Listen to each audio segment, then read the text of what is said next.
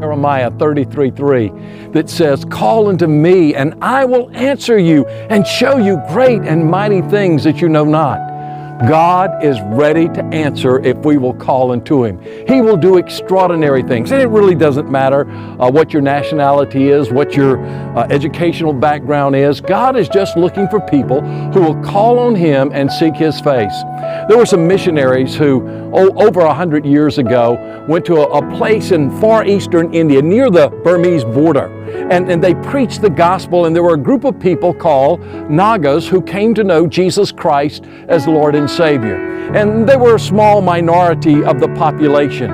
But in the mid-1950s, God moved. The people began to call out unto God. There was political turmoil, and many of the people ran and lived in the forest, and they became desperate for God, and they began to cry out to God. And as they began to seek the face of God, God moved in a mighty way and sent a mighty revival to Nagaland. And then in the 1970s, there was another movement of the Spirit of God in Nagaland. There were young people who were in these revolutionary type music groups and deaf type music groups who came to Christ. The entire music groups were converted, and entire schools were converted, and God moved in a mighty way there in Nagaland. Today, the most evangelical place in all of Christianity, of all of the Christian churches around the world, is Nagaland, because of those two great revivals that took place. Almost all the Nagas are Christians and follow Jesus Christ. But there's something very interesting about their churches.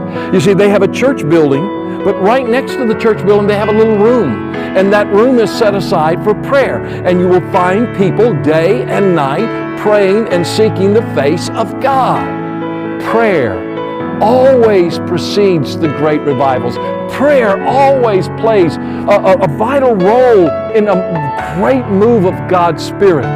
That's why God says to us, "Call unto me, and I will answer you and show you great and mighty things that you don't know."